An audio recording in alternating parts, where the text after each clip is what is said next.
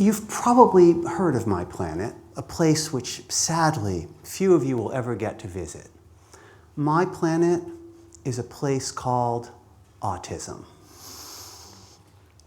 After months of anxiety and a lifetime of feeling like somehow I was on the wrong planet, this diagnosis actually came as a bit of a relief.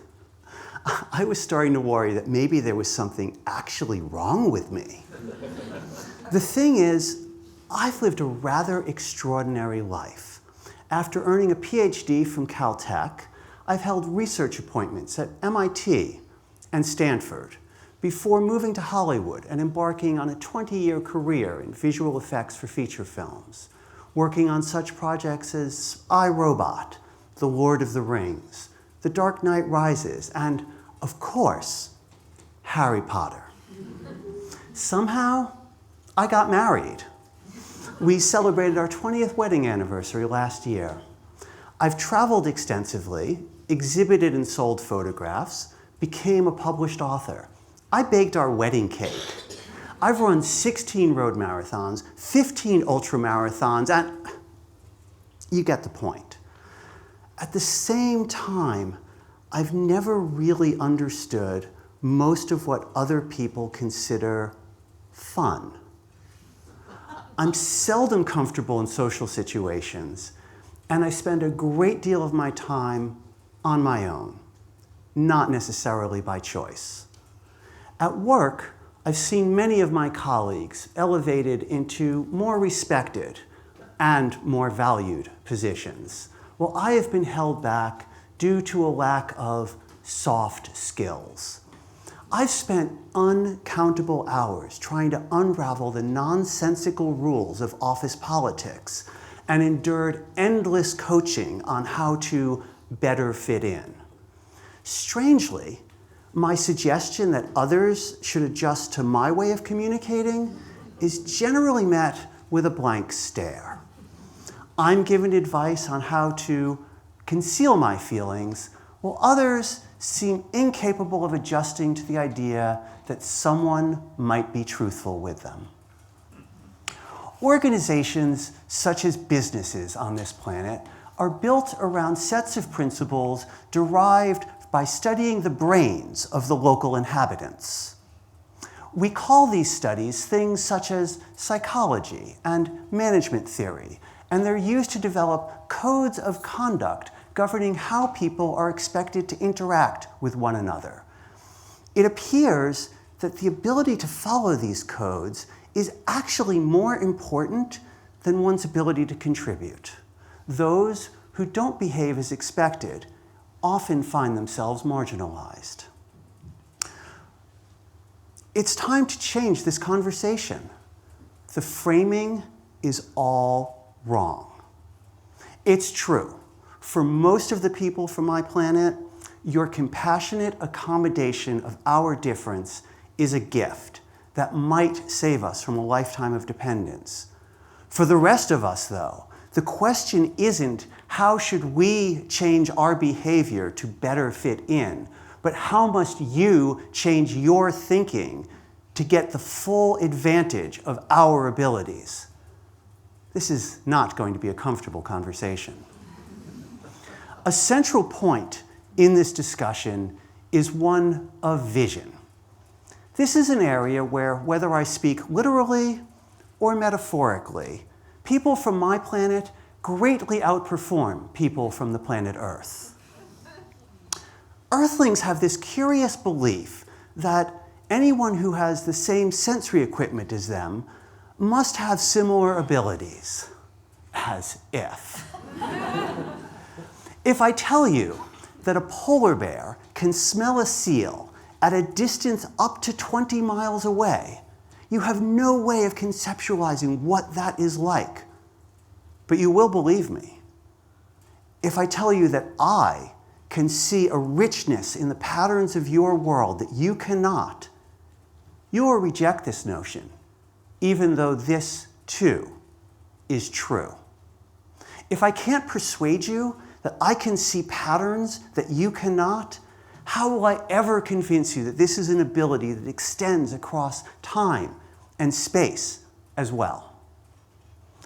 I'm one of those people who knows exactly where to stand on the underground platform before I board the train, so that when I get off the train, I'm as close as possible to the exit I want. When I lived in Los Angeles, I reflexively memorized the timing patterns of every traffic signal within a mile of my house. I have a reputation for giving insanely detailed directions. When I do this, I can watch, in my head, no smartphone required, a street-level video stream of walking the route, and at the same time, a top-down view of a map tracing out the path I am describing. Conveniently, for someone who writes software for a living, I can look at a problem and envision a computer system solving that problem. Not just a single program, but multiple programs on multiple machines running in parallel, communicating with each other. I've noticed that many of my colleagues struggle to find ways to represent these sorts of systems.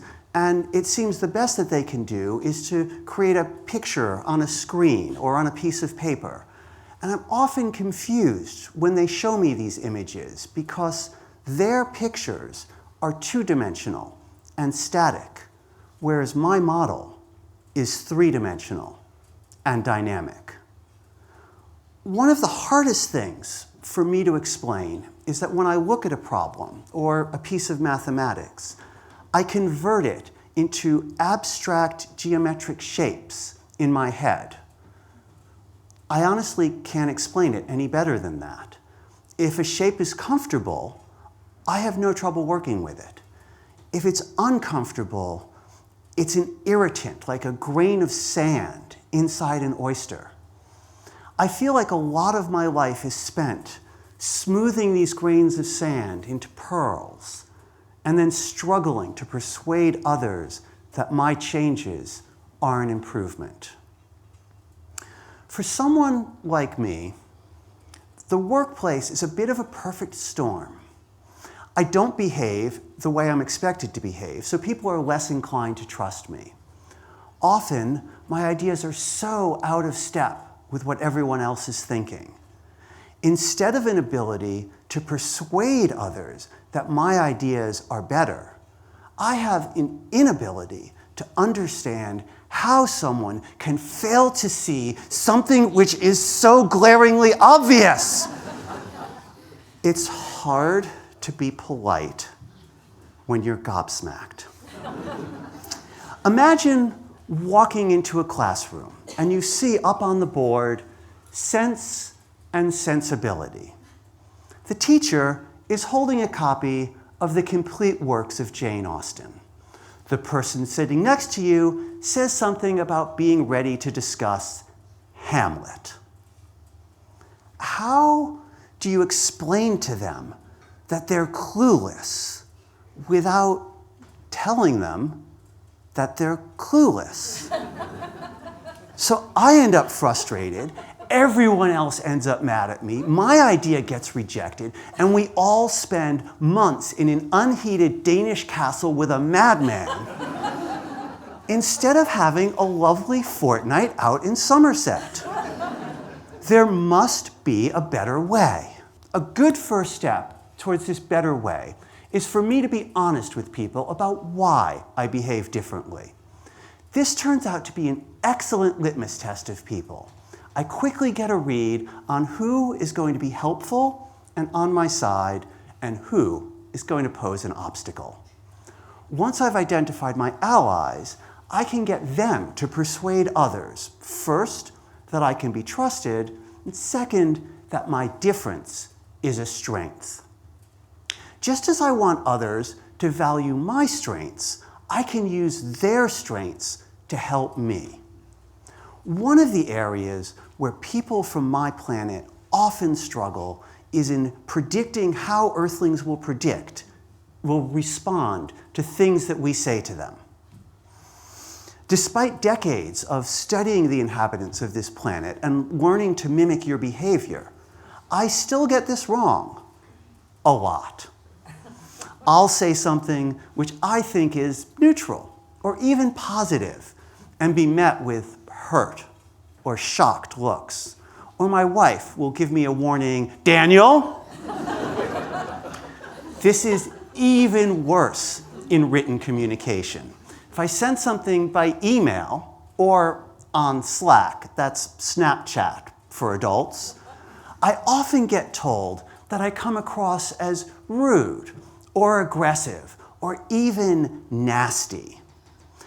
I was once told that an email I had sent someone was the nastiest piece of communication I have ever seen in a professional environment. I asked a friend what I had done wrong, and I was told that I had said what everyone else was thinking, but was too polite to say. I don't think I'm ever going to understand how that works. So please, spare me yet another lecture on considering other people's feelings. Believe me, I will have spent far more time than anyone else writing and editing and rewriting and editing before I hit send, and I still get it wrong all the time. So why not normalize the idea that someone should read what I've written before I hit send? Often they'll have just small suggestions. Who knew there was a way to use the word but with one T in a way that comes across as rude and aggressive? Suddenly, I can communicate more effectively. I no longer need a manager to smooth ruffled feathers. Magic! But why stop at written communication? Why not have someone speak for me in meetings?